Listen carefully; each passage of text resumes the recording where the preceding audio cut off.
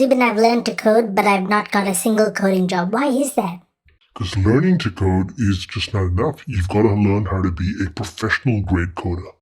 Hey guys, really excited about this week's episode because I've got a guest here, Jenney from Parcity.io, who runs a bootcamp. And as you know, bootcamps are one of the models in which you can learn to code. I, for example, do personal coaching, not a bootcamp person, but other people do bootcamps and other people do DIY and going to computer science school. There are all these options out there, right? But what's interesting about this conversation is that Brian and I, we have the same philosophies about coding, and we show you how it kind of almost doesn't matter what path you take. The odds are people are going to fail because they don't understand what the process of becoming a coder is. Like getting your first coding job is not just about learning to code. And there are 100 other things that you need to think about to successfully land a job in engineering. We talk about all of that. It's a really great conversation. Brian's a great guy. Check out Parcity.io. He's got a great podcast as well, and he was kind enough to have me on that as well. So check out his podcast. It's called Develop Yourself. I'll put the links in the show notes. But yeah, check. I think you guys will really enjoy this episode. So enjoy. Have fun. I used to say, in the same way that anybody is capable of getting a six-pack, yes, anyone can learn to code. Is it likely? No. It's a vocal minority of people that can self-teach. And this is one thing that I really want people to understand is there is no one right answer. There is no magic bullet. There is no formula to learning to code and becoming a software engineer. One, you don't know what you don't know. Two, you're trying to get into an industry that you're still on the outside of. You need to not only learn the technical foundation, but generally how to become a software engineer and be taken seriously as one. I've seen people that go this self-teaching route, and I've rarely just seen it work. But I'd also say, or get a mentor. Get somebody that makes the path clearer, shorter, faster for you to do, especially if you're a little older. Yeah, and so you've raised the Holy Trilemma, as I call it, right? Like it's the fast, good, cheap. That's the Holy Trilemma, right? Like you can have 2 out of 3. Yeah. It can be fast and good, but it won't be cheap. It'll be cheap and good, but it won't be fast. Welcome to Easier Said Than Done with me, Zubin Pratap, where I share with you the tens of thousands of dollars worth of self-development that I did on my journey from 37-year-old lawyer to professional software engineer. The goal of this podcast is to show you how to actually do those things that are easier said than done. Awesome. Welcome to the show, Brian from Parcity. So I'm really, really excited and really happy that you could join me here. I know we caught up in Los Angeles a few weeks ago, which was a real privilege. That's right. I got you hooked my best friend got you hooked onto Iranian ice cream, right? Like you really got into that stuff. I'm such a boring dude. I've only eaten vanilla for like way too long in my life. And so you guys opened me up to a whole new world of possibility. Yeah, it was a lot of fun. Sweet department. Yeah, it was fun. That was pretty cool. Went down to LA, met you and your buddy, had dinner, went out for ice cream. That was awesome. Yeah. Yeah, it was a fun night, and good Oaxacan food, lots of fun conversation. Great ice cream in LA. It was really a memorable night. So look, why don't you introduce yourself so that those who are listening or watching get a sense of who you are and a bit of your story, because it's one hell of a story, Brian. Let me try the real condensed version. So, Brian, I'm an engineering manager, software engineer. I also own a coding boot. I came from a very non-traditional, quote unquote, background. Non-traditional meaning, 12 years ago, my life was fairly unrecognizable. I was involved in crime, addiction to drugs, generally going down a path that looked more like a rap video or like, some local rapper's video than a software engineer's path. Short story, got sober, got bored, was like, what do I do with my time? Learned to code, decided, okay, I need to do this for a living, get paid to do it, then bumbled my way into that. And then since then, the last 10 years have been, figuring out this new industry and learning it and trying to get further into it. Man, and as transformations go, that's huge. Like it's one thing, to learn to code. It's another thing to change your career altogether. And we'll talk about that. But to come out of where, you're in a dark place, in a difficult place, and you're sort of facing that proverbial fork in the road, you could go one of two ways. And we know which way is the easier, the more attractive, the more short-term gratifying, right? So, that's an incredible story, Brian. Do you think that other people who were in your shoes 10 years ago, do you think everybody faces that fork in the road, or was that just something you noticed? What do you think happens to people? in many ways, I'm kind of lucky I hit a rock bottom because I see some of the same people from back then that they still look at, oh, you were out of control. And I'm like, you just haven't hit that rock bottom point. So you haven't been really forced to make this decision. So I'm actually pretty grateful. Like I had my mom, just to be totally transparent, and my girlfriend at the time, who still I'm still with. We had a kid, had a couple kids, and they got together behind my back, essentially. I don't want to say it like that, but they got together unbeknownst to me and had it in Mhm. basically staged an intervention on Easter Sunday. So I'll never forget Easter Sunday. I recognize it as this transformational day. So I was Yeah. really lucky that I hit such a rock bottom place. They got me, but a lot of people just don't. And then so they say, "Oh, I'm not that bad," and they just gone on, and they just never progressed. It's crazy because like a time warp.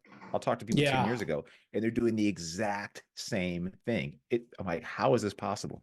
And so that's, I mean, if that was Easter Sunday, it's March 2024 now. So, we're coming up on 11 years, maybe 10 years, 11 years. Is that what it is? I believe so. I've just recently kind of started opening up about it because I realized that people could probably use this Oh, yeah. insight maybe or feel less alone. I know for sure, like it feels like, oh, is anybody else going through this? So I've just kind of started recently talking about it.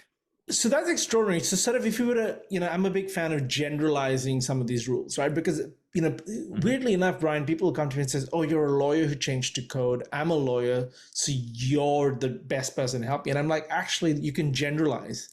You don't have to learn from an ex-lawyer. You can learn from anybody who's made the transition. So trying to generalize here, I mean, you would have had every excuse in the book and then some, right?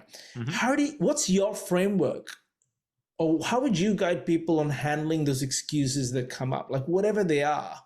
Any transformation requires you to overcome excuses. How do you do it? Wow, that's a really tough one because I almost want to say my stubbornness helps me do that. But also, I believe that really more core to that is optimism. I'm like a firm Hmm. believer that I believe things are going to get better. And and after I saw a couple instances of it to prove it, well, then I just kept feeding that back to myself. I keep myself purposely optimistic. I shut out a lot of negativity. I remember when I was learning to code, a lot of the same rhetoric was going on. Oh, it's a bad time to learn to code. The market's over, no one Right. takes boot camp grads seriously. And this is over 10 years ago. And so I purposely shut this stuff out. I said, well, not for me. I'm the lucky one. And maybe Right. that sounds arrogant or whatever, but that honestly, if I'm being completely honest, that's how I think about myself in general. And that's how I keep myself motivated. Cause I'm like, you know what? I'm going to be that lucky one. I'm going to win that lottery. I'm going to win that raffle ticket.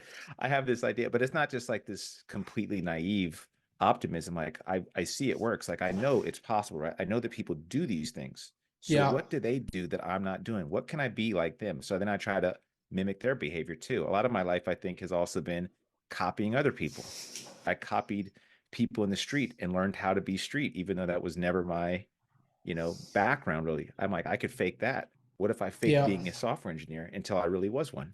It's interesting you mentioned about the optimism thing, because I was just listening to one of Tim Ferriss's podcasts where one of his guests talked about, Mhm. if you look at the history of the world, the optimist made better decisions with the same Right. information, right? Exact same There's a information, same quote. stimulus. Sorry, there's a quote from Justin Welsh.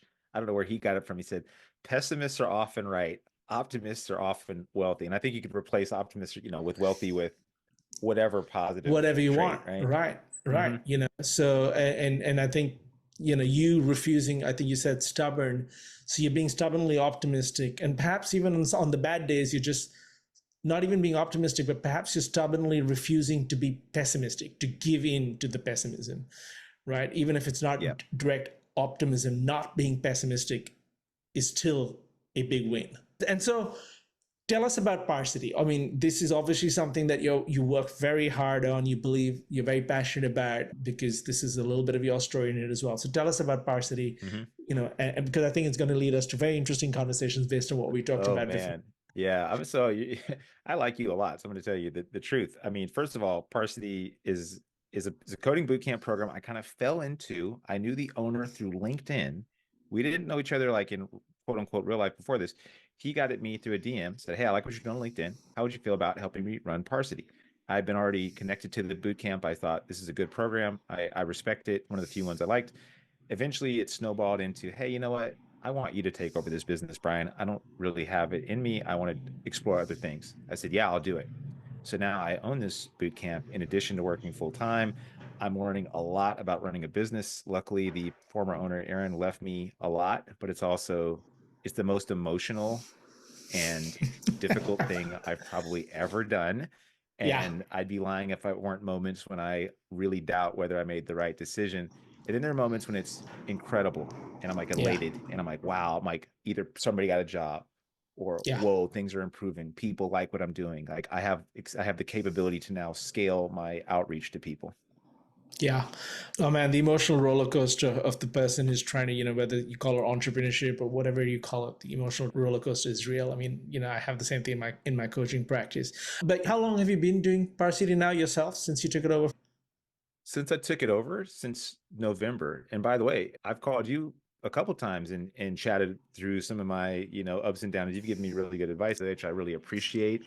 It's a bit lonely, as you know, when you're trying to do your own business. And you're one of the few people I know that's like not only doing a business, but you're also a software engineer as well. So you get like this unique perspective that most people just don't get. So yeah, I've been running it for about what, 5 months now? A little under Okay. 5 months. Yeah, so it's a new adventure for people like us in many sense. I mean, I've been doing career coaching related stuff for years now, but in the form that I do it now to help people to code. And I think this is why you and I get along so well, have such interesting discussions is we come from different experiences. And this is one thing that I really want people to understand is there is no one right answer. There is no magic bullet. There is no formula to learning to code and becoming a software engineer. And people have to find what works for them in their circumstances for their goals and context, right? So what kind of people should be looking at a boot camp? And this. I've very publicly said boot camps aren't for everybody because everybody needs a different recipe for their own success. So what kind of person is the right person for a boot camp? I have a pretty like vivid avatar in my mind of the person that generally will do well in one. First of all, they're not college age because I honestly think the best route is just a traditional computer science degree. That's the majority of people that are in this industry. If you're if my son who's 18 said, I want to learn computer, I say, oh, we'll just go to school and then I'll teach you the practical stuff and then you'll be fine. So I think the best people that do this are generally one, career changers, two, have expressed some interest already in coding. I think it's a big mistake to do this if you have not done any coding at all. If you go on and Code 100%. Academy, do a little something. Yep. And then are you looking for what a lot of hand holding? Most of us are, and you need some community support. I think the same people that might want a personal trainer to lose weight are the same people that would likely do well or get benefit from a boot camp. And I'd also say, or get a mentor. Get somebody that makes the path clearer, shorter, faster for you to do, especially if you're a little older and you're like, I don't have 4 years or 2 years or tons of money to just blow. So if you're short on time, money, and you want a curated path, choose a boot camp. Choose a decent one. Yeah, and so you've raised the Holy Trilemma, as I call it, right? Like it's the fast, good, cheap. That's the Holy Trilemma, right? Like you can have 2 out of 3. Yeah, it can be fast and good, but it won't be cheap. It'll be cheap and good, but it won't be fast. So when you see people coming and making this sort of decision, what is your answer? Because I think you kind of alluded to it very briefly when you talked about, getting a gym coach or something. What is your suggestion of people who say, well, why would I pay for a boot camp? Well, I could just learn for free. What's your answer to that?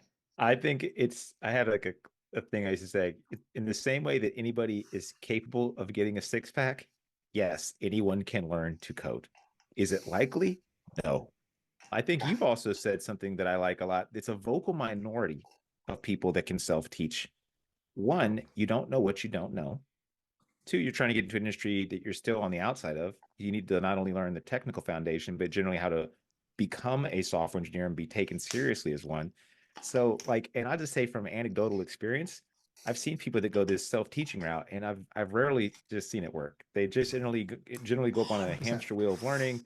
I talked to them a year later, and it's really frustrating because these are pretty smart people. If you can self-teach yourself something as difficult as coding, it means you have a high aptitude to succeed. But the problem is your path is completely wrong. They're like JavaScript, then Python, then AWS, then some other I'm like, you're becoming like this dev shop, and you have zero applicable skill at this point. But you've just learned a bunch of stuff, and you're not any closer to being a software developer than you were a year ago. And if you'd actually gone to a boot camp, even a decent one, you'd probably be where you want to be. Man, I really hope people listening internalize that message, because it's not a question of whether it's possible. This is what I tell people. Like, you could grow your own food. You could build your own house. Yeah. There is no limit to the things you can DIY. Would you? Open heart surgery, perhaps. 100%. You know, I mean, it may not be legal in some places, but so what? You know, it's cheap. You try it out. Right? Try it out. Give it a Follow shot. your dreams. Be unlimited. Believe in yourself. You could do all these things on your own. You can do all these things, but why would you? Like, one of my students came to me and he's like, having done the program, like, why would I? Why would I take that risk? You know. Also, like, here's the thing I also think is a little bit weird. This is a career that has financial potential for like 6 figures and up, like off the bat. And for people to be like, but I won't even buy a book. Like, where's the free book? I'm like, what is this obsession with all the free stuff? It's like, I'm in a business. As soon as I got Varsity, I was like, who can I pay to tell me what to do? And I paid a lot of money to do that. I was like, I'll pay you $10,000 just for like a few months of help, just on the hopes that you can get me where I need to be. And I realized that's part of the game. Yeah. And you look around at the successful folks, you know, whether it's, you know, NBA all-stars. Why do the elite have coaches while all the rest are trying to do it for free? Right? I mean, it blows my mind, man. There must be a reason why successful people invest in a certain kind of training. They don't all go back to school necessarily, but they all get help, right? Yeah. They all get help. And that's what elite performance ends up being about. It's shaving those little percentages of failure off, right? Like, you look at... Even when I got a personal trainer, like, I was trying to lose weight for years and I was working out diligently. I got a personal trainer. He was an online coach. I never met him in person. He literally just threw a phone, yelled at me and told me like the calories to eat and the exercises to do. And I just followed that exact plan. Within 3 months, I was in better looking shape than I'd been in my entire life. And people say, oh, it's a scam. It's a ripoff. I'm like, that dude, that little information he gave me through some text messages was worth $1,000 to me. Right. 100%. And you gladly pay because you get results. I mean, you, and this is what I tell people, you can hold on to your cash and not get results, or you can give up a little cash and get a ton of results for the rest of your life. Right. And I mean, you run a boot camp, you've had successful outcomes. I've done it for, people in 8+ countries, even in bad markets. It's not easy. It's hard. But you don't even have to be physically there to produce an outsized result for a person. You just had to know the path, right? Now, one of the things you said really interestingly, Brian, about the kind of people that should be doing boot camps and stuff, you did talk about, well, it's a hard skill, So tell people about that. When we say coding is not easy, what do we actually mean? Mm-hmm. Why is it not easy? It requires, one, I think most people have stopped learning if you're well into your adulthood. So it becomes more difficult to then learn how to learn, which I think is a really difficult meta skill to learn. 1000%. Not only the actual activity of coding is, to me, learning the logic behind a coding language was difficult. I mean, I think it activates the same part of our brain that learns like a different speaking language, right? Yeah. I believe. And so I just found both those things like really difficult. And then also the way you learn coding is different than like learning something like science or literature, where you'd be kind of passively learning. This is a very active, like hands-on type thing. It's almost like learning how to be creative with logic. So there's just a few hurdles. But then the other really hard part is like, well, now how do I present myself as a software engineer and be taken somewhat seriously? If you're from a different type of industry, you might not know this game at all. I'm assuming as a lawyer, maybe you kind of knew more about the networking part or the career changing piece. I'm just assuming. But if you worked like as a car mechanic, this may be completely different to you as well. Yeah. Well, and the world's changed a lot with the online tools, right? Like you have LinkedIn and Monster and Indeed and all these guys now. And so what ends up happening is it's an arms race. No one's getting off their butt, out of their chair to actually go and hustle for work. They're just hitting buttons all the time and wondering why they never hear back. And I come from that generation before the internet made all that possible, where the only way you'd get a job is by getting out of your chair and going and hustling, pounding that pavement. With a resume in your hand? Like with a resume in your hand, yeah. And old school, connect with people, let them know who you are, tell them you're interested, right? Old school, not scalable. But I never had the problem of 300 applications and no hear back, right? No response. That's because true. I didn't do 300 applications. I did 20 really good ones with a lot of effort. That's a really good point, man. I forgot about that kind of time because that was my experience beforehand too. Even like in 2013, 14, Yes, when I it's was 10 years applying. I mean, ago. I wasn't on LinkedIn. Yeah. Wasn't even on my radar. Yeah. And I was reading the Stack Overflow report recently. So I think about 4 coders have been around less than 10 years, which means most people today in the coding world, it's crazy. It's just insane, have not Wow. seen a recession, and they're senior managers in the coding profession, right? Because you could make to Which senior is and team, you could make engineering manager in 10 years, but you have never seen a recession. And so you have an entire generation of senior engineers who have never seen a recession, who don't know what it's like to hunt for a job before LinkedIn, Oh wow, that's a trip, dude, because that makes sense. Like there's this weird narrative I'm seeing online, like it's like the doomiest, gloomiest thing ever. I Right. was on Reddit, big mistake, just reading all like you'll never get hired ever. I'm like, what are you talking about? What are you talking about? 100%. What are you I talking posted about this on LinkedIn. I've had people slam me on Instagram for this, and I'm like, guys, here's how it works. It's really going to be hard now. And this is a Yeah. walk in the park compared to what the financial crisis was in '07 to 2010, because I was around for that. It's a walk in the park. Okay. And what's happened is we've had an entire generation of engineers, not everybody, but a lot of young folks. If 48 people have been around less than 10 years, we talk about 48% of the workforce at the moment, right? Yeah. They've never seen a recession, and it's been an engineering honeymoon for 15 years, right? It's You're never right. been Free this lunch. good. Free lunch, Laundry. kombucha, all of that. And then, crazy salaries, and and the tech industry grew. And so they pulled software engineers along with it. And software engineers thought that's a particularly special profession. It was a moment in time. And I can tell you this, lawyers felt this in the 70s and 80s. MBAs felt this in the 50s and 60s. There was an era, an epoch for a certain profession, and it was booming. That profession boomed because the industry around it was booming, right? The rising tide that lifted all boats. Yep. And so we have a generation of folks who've never known anything else, who think, oh my God, it's the end of the world. No, it's the end of an era, and now we're going to normalize things. That's all it is. And there's still going to be plenty of jobs. Lots of my students have gotten jobs during hard times. Like, there are still jobs. There's still people hiring, right? So, going back to the thing about why coding is hard, you're 100% right. It's an abstract skill. It takes a lot of effort. When I was doing my MBA, I could learn accounting rules by reading the book. Like, you'd know the rule, right? But I don't know, man. You can't learn about sex by looking at magazines. You just can't. That's how I view it. Like, Yeah, right. And coding is one of those things. You kind of have to get in there and do it. Before you sort of understand what you're talking A about. spicy analogy, but I get it. I feel you. Yeah. It's a spicy analogy. It's risque, 100%, but it's the truth. But it's true. Right? Yeah. Oh, here's a less risque one. You can't learn to drive by looking at the manual. You can't. There you go. Safer one. You cannot. But yeah, right. Same Safer thing. one. Same rules apply. Absolutely. Exactly. Right. So coding is hard. Now so this is where we get into some interesting, spicy discussions as well, not in the same sort of vein as the previous one. Right. Exactly. But you and I've talked about this. Why is it that despite being given everything they need in theory, like, in boot camps or whatever, a lot of people still fail? Because people want to blame the boot camp for that, or people want to blame the coach for that, or people want to blame the book for that. What's actually happening? Oh, and it's a bit frustrating. And like, I also know that now I'm on this other side of the table, so it's a little hard for me to maybe be as like objective. But I'll say this, like before this, I mean, I'm still a software engineer. I still write code every day and I work with engineers and stuff. And the biggest thing I see is, one, what were your motivations for doing this in the first place? If it was purely money, I hate to say that's one of the things. I used to go around a table when I was teaching at a boot camp and I'd ask, what led you to want to code? And then like when people would say like just money straight up and they had zero other reason, I would kind of know that they weren't really going to make it far. That motivation doesn't last very long. Like it's easy to get quickly motivated by that, but people that really liked it, like I like to tinker with code and do it. And of course there's a money aspect to it. I don't blame people for that at all. There's nothing wrong with wanting to get a bunch of money. But if that's the only motivation, I'm like, this is a really difficult thing to do and to keep doing afterwards.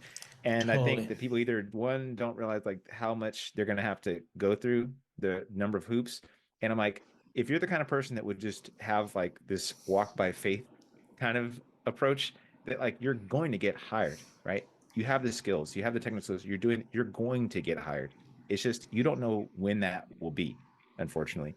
But if you stop or you just apply the same thing a bunch of times, it doesn't work, and you just keep doing that same thing, you're going to burn out, first of all, and be nowhere. Yeah. But I've yet to ever, like honestly, ever see a person that had the technical foundation that, recalibrated their approach and just stayed consistent that just wasn't hired. Everything you just said, Brian, isn't that true of everything else in life? Oh, yeah. I mean, you could apply this. Like, I think that that's a really good point. I think about like getting in shape, especially too. Like people that like, I'm going to the first of the year and then they wait for this magical moment. Like, now I'm going to finally do this thing I know I'm supposed to do. And they just lose like interest essentially because it's like this long road and they realize like, I'm not seeing the change I wanted really quickly. I'm kind of done with this thing. Yeah, man, it's 100%. Like there was a time when people try to be entrepreneurs to get rich quick. Now I have failed entrepreneurs come to me to get rich quick via coding. And I'm like, you haven't learned the lesson, have you? It's the same problem. Uncertainty, risk, unknowable factors, repeated effort with no surety of success for an indefinite period of time. The best you can do is follow the process and wait till it comes. Okay, like that's the only formula. Apart from that, we can't tell you anything more. But it's true whether it's relationships, entrepreneurship, business, learning to code, heck, learning to play the guitar, whatever it is, it's the same thing. Whatever. It's the same thing, right? Okay, so that's why people fail. So what would you, if you had to flip it around and tell someone, well, you will succeed if you were to, what would that be? Oof, it's a good one. Because I've seen so many things work. Like I've seen a lot of things fail, but I'm trying to think of the things that work that I've seen more often than not. And one is beginning to apply way earlier than you want. So beginning to keep your technical skills in parallel with your interview and networking skills. Like way before I was ready to get hired, I was trying my hardest to get interviews because I wanted to know how bad I was. I'm like, how off am I? And I see the people that do that generally do well. And people that take side projects being a very practical thing that I see people do. It one tells me that you are generally interested in coding, like have an intrinsic desire to do this and like learn and build stuff. And not only that, you'll build something that you're emotionally attached to, keeps you involved in the process. It will like help you out in interviews. So the people that do really those two things, honestly, like they build stuff outside of their program or whatever structured thing they're doing, whether it's self-teaching or a mentor or whatever, they're doing something on the side that they're emotionally attached to. And then they are applying well before they are ready to. And then they are seeing their place in the market. They're trying to test their value in the marketplace before they get to the real test. Absolutely. And then they also explore their like own network. If you tell people what you're looking for too, you never know who knows who, and you'd be shocked who you might know that could put you somewhere. Absolutely. And so it sounds like, at least from what you said, in your worldview, there's no one formula, otherwise we'd know it by now. Right. And someone would have written a blog about it, and that's the end of the matter, right? That's it. And then also software engineers would not be like, just do A plus B and you'll get there. And if that were the case, everybody would be a software engineer and the market for it would collapse and salaries would go down. Like that's what would happen in economics, right? So very good point. The reason why software engineering pays well is not everyone can do it, because not everyone will do what it takes to do it. Everyone can do it, but they won't, right? So that means, so by what you described, it's not just about the learning to code. You have to know how to, network, as you call it. So inverting this question, why would you say learning to code is not enough to become a professional coder? Oh, why would I say it's not enough? Yeah, it's like the bare minimum. Right. People don't understand this though, but why is it the bare minimum? Yeah. Let's help them understand that. Yeah, I guess because once you have the skill, it's one thing to have the skill and another way to apply it. And I wish I had a really good analogy for this. Maybe you can help me out with that one. But you know how to do the thing. It's like knowing how to bake cookies, maybe. There's a big difference between the person that knows how to bake cookies and the person that has a small at-home business that's selling cookies to their friends and family and other people. What's the difference between that person and the other person? One person has made it a profession. The other person has made it a hobby, and one person had to acquire other skills in order to attract customers. They had to understand emotional intelligence, generally how to communicate, how to tell people about the skill to make them feel comfortable. Beautiful analogy. You totally nailed it. That's exactly how I view it as well. And it's funny, but people don't realize you used one word, which I think is absolutely key and operative there: professional, right? Easiest way to understand this: how many people do we know how to play basketball, man? Like seriously. Oh, yeah, right. How many people are professional basketball? I thought I was pretty good. Right? The difference is it's one thing to know something, to have what I call literacy and some basic skills. It's another thing to have a professional level of skill. And the market hires I like that. professionals, not hobbyists, I right? like that a lot. Yeah. There's all these other skills, and no one's paying someone six figures for the ability to write a few lines of code. No one. That's not what coding is about, No, right? that's a wild assumption too, which I feel kind of bad because I think a lot of people assume that, like they say, I'll like learn this discrete set of instructions that I can then like copy and paste millions of times over. Like now I know a for loop and an object, and I'll just combine these concepts practically until I write enough code that I'm like, no, no, no, no. You're coming up, you're problem solving wildly complex things, learning stuff all the time, Right.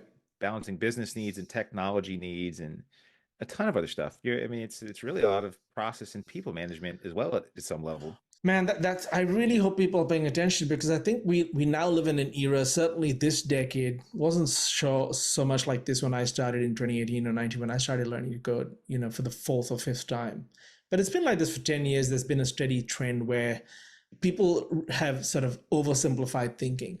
Learn some JavaScript and HTML, learn this, and you'll become that. It's because there's a lot of influencing on social media that says this is how I did it and I only learned these three, and that's not the whole story. That is definitely not And the there's whole plenty story. of lucky people out there too. Like I've met some lucky people that literally know HTML, CSS, and a little bit of JavaScript, and they got hired and actually made, I wouldn't call them careers maybe, but they get paid to do that.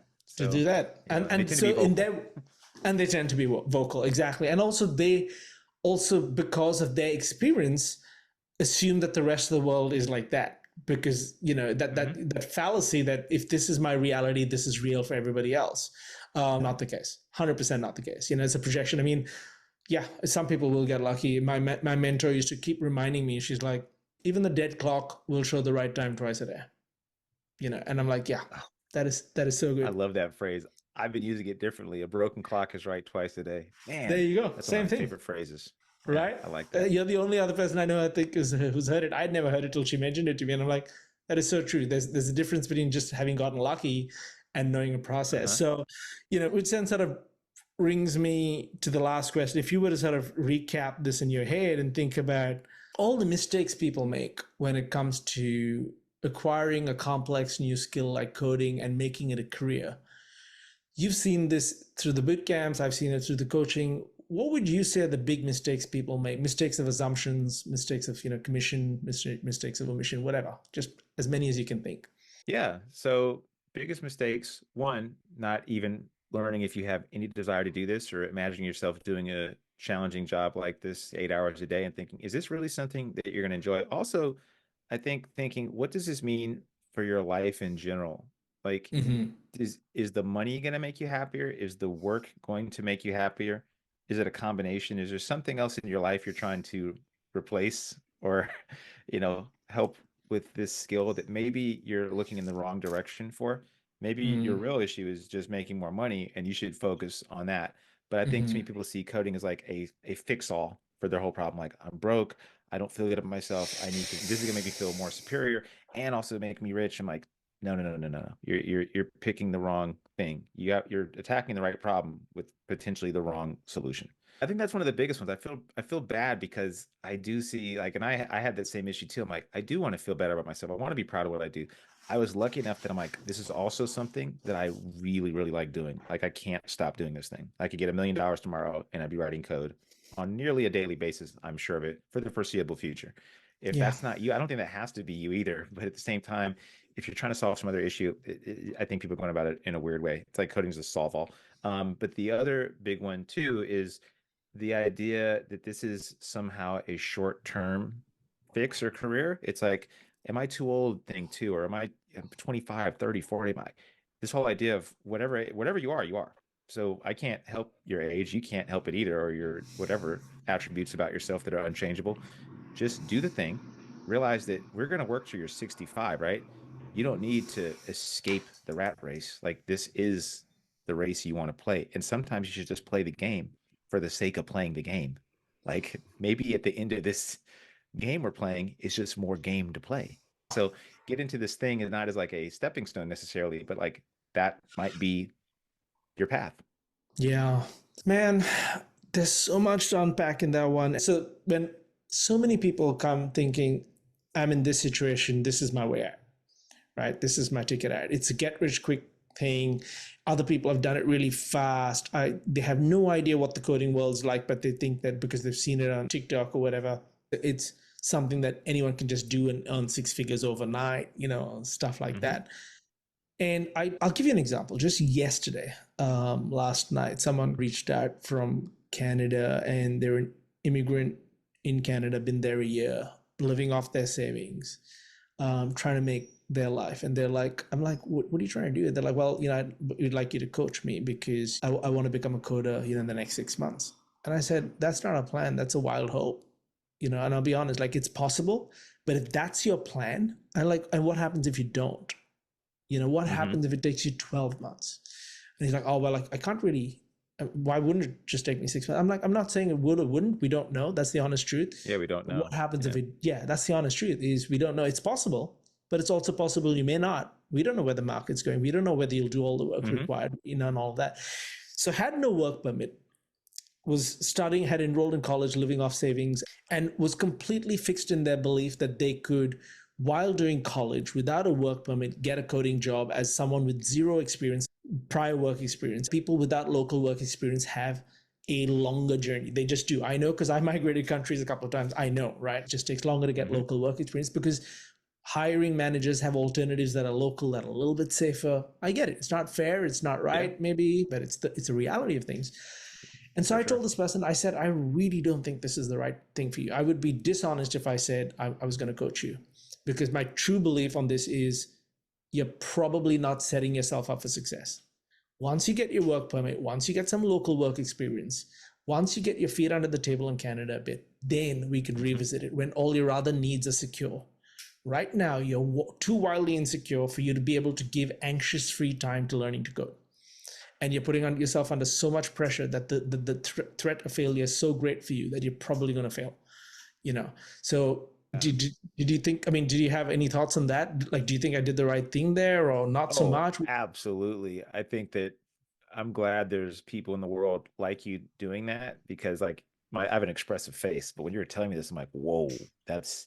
But I'm really, it's just great to know that people out there like keeping people honest and saying, here's the reality. Like, I can't promise you future. Like, I don't know what your future holds for you. How can I tell you in 6 months for sure you'll have a career change to a wildly different career, with all these other factors going on. And then by proxy, it puts tons of pressure on you. But yeah, I mean, that's amazing you did that, because a lot of people would not. Well, but it's also interesting that people think that they don't, or they don't fully appreciate that you've got to layer by layer, often painstakingly assemble circumstances such that you keep increasing the odds of success. There is no, magical toss this coin, it's always going to land on heads formula to this, right? You've got to secure yourself. You've got to make sure you've got income or runway. Like, businesses do this all the time. Businesses don't do the Hail Marys like people think they do. They absolutely do not. They guard their runway. Even now in the downtimes, the reason why tech companies are laying off people is not because they don't have cash. It's because they're just being financially prudent. They're just protecting themselves from downside, And we do that in businesses all the time. Why is it that people who are... So I guess my question, therefore, Brian, sorry, I'm waffling here a bit, but I guess my question is, what do you say to people when they say, well, it's easy for you to tell me not to do it because you've already done it. You don't know what it's like to be me. And who are you to tell me that I shouldn't pursue this? Which is not what I'm saying. I'm just saying you shouldn't pursue it in this way. You should absolutely pursue this, but with a better plan. But that's not what they hear. What do you have? What message do you have for people like that? I mean, first of all, I almost say, well, first of all, take everything I say with a grain of salt too, because I'm not you. You have to ultimately do what makes the most sense for you. Me having actually done this, and now I'm a risk seeker. I just bought a business that I have not much clue how this is going to go, right? So I'm not that much different from a lot of people out there that may be switching careers right now. But everything that you've said is, I'm living by that as well. I wouldn't just do this if I didn't have some, for one, inclination that would work, by having started other businesses in the past and seeing them either fail or have some moderate success, to having, enough money to not feel like this is going to ruin my entire life. and also not having like a hard date that's going to either bring about my demise or success, within like a Yeah. short time period. So, I mean, I can tell you what works for me. I'm completely biased by my own life, my own experiences, and all the bundle of context I come with. You got to do what you think works for you. And but statistically and through the odds, we can kind of tell you, hey, this is likely not going to work in your favor. Right. And so you would also encourage people to genuinely ask themselves, do they want to be a coder or do they want the six figures and coding is just the way to do it? Like, I mean, Oh, for sure. yeah, yeah. Yeah. It's such a difficult message though, right? Because people are like, no, but you don't understand. I come from a family and they need the money and I need the money. And I'm like, no, I actually do understand that. I did Yeah, grow right. up in the developing world. I totally understand that. And you've seen hardship and struggle in your life. We understand that. But there's no point being successful at something you hate because you'll fail by default. Absolutely. There's a hot dog vendor in New York making over six figures. If you want to make six figures, there's a lot of careers out there doing it. There's a lot of ways to do it. You could Yeah. go clean trash cans in a nice neighborhood and do that. I'm sure you could. But do you want to? No, you have to really think, what's your real goal here? What's your real goal? Absolutely. And that's the key question. What is your real goal? And I think it makes a lot of people uncomfortable to think about it because the idea of waiting for the real goal is so much more painful than taking huge action right now because that's what we're encouraged to do. And, having the Hail Mary without thinking about, well, if I don't succeed, what rubble do I have to clean up, after that? And how much time have I lost? Especially for career changers in their 30s. I'm 43, you're a little bit younger, I think about the same age. We kind of halfway through a career, man. Like, it's a sobering thought that we've done with half, we've got one half left. And time is of the essence, not the money anymore. It's how do we want to optimize for that time, right? It's true for career changes. What do you think? Yeah. I ask myself this question all the time. What do you really want? I think about this a lot because I'm not always sure what I really want. At first, I thought I knew. I had a number in my head, money. I got the number. I'm like, well, is that what I really wanted? Then I realized there's an endless chase for more and more and more money that I find some value in because it's like a game to be played, but I don't Sure. actually literally get enjoyment from just making money, more money, or getting higher and higher titles. I think, what do I really want? And then I had to really think about that. I think it's a good exercise to do. I just Yourself. actually want. Yeah. Man, that as always, Brian, when I talk with you, there's, I just have all these thoughts buzzing in my head. It's very thought provoking. So thank you so much for, your very articulate, sensitive, empathetic, and deeply experienced perspectives and things. Like, you're a person who's capable of holding multiple paradoxical thoughts in your mind, which to me is a superpower. And apparently it's one of the predictors of success is people who can hold paradoxical ideas in their mind without, struggling under. This. Yeah, no, but it's a real thing and it's a real skill because you recognize that life is full of nuance. It comes through, and there is no linear path through any of this, like any of it. Whether it's buying Parsity and trying to grow that, or whether it's becoming a coder, whether it's abandoning a certain kind of lifestyle in favor of the risk of another. There is no one universal answer. There is no guarantee of success. There's no right or wrong. There's right for you and there's wrong for you, and even that changes from year to year. Because we evolve, right? Yeah, I like how you summed it up, man. Thank you. It's been always great talking to you. I love speaking with you and really interesting conversations we have. This is a really good one.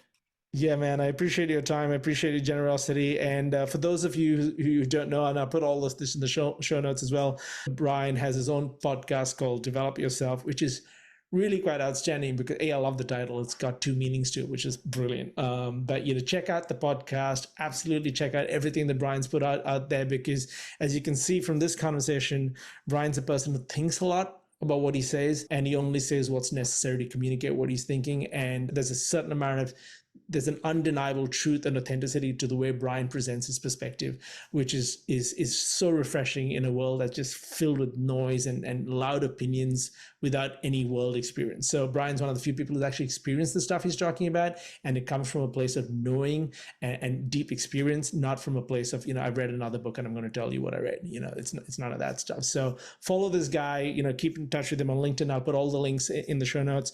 Follow this guy, listen to his podcast, check out Parsity, see if if it's the right thing for you. And whatever you do, just, listen to Brian's advice on everything, because chances are he's been through something that you're struggling with, and he's got a perspective that'll really help you. So Brian, thanks again, man. I really appreciate you taking the time out for this. Thank you so much. Really appreciate that. All right, guys, thanks so much for joining me for that. I hope you had a lot of insight and value coming out of that conversation. If you really pay attention to everything that Brian is saying, you'll see that it actually dovetails quite beautifully, quite accurately with the stuff that I've often said, both on LinkedIn and on YouTube and other places. There are certain meta truths, meta principles at play here, guys. It's not just about learning a couple of languages, not about trying to get rich quick. None of that actually works when it comes to getting a developer career. Okay, if you're serious about becoming a tech worker and joining the development world, becoming a coder, getting an engineering job, there are lots of skills, meta skills, and principles that you got to apply. It's not just about learning, HTML and JavaScript. Like, very few people, almost none. I don't know any. Brian said he knows a couple, but I don't know any who've actually done it that way. Okay, there's a lot of compound skills that are needed. So pay attention to that and build the right plan and find whatever method works for you, right? It's your life. It's your path. There's no one size fits all when it comes to being successful at your goals. So if your circumstances require you to take certain difficult decisions, take them, because it's your life, it's your responsibility. And don't assume there's one formula for this. There isn't a formula. All right. See you on the other side.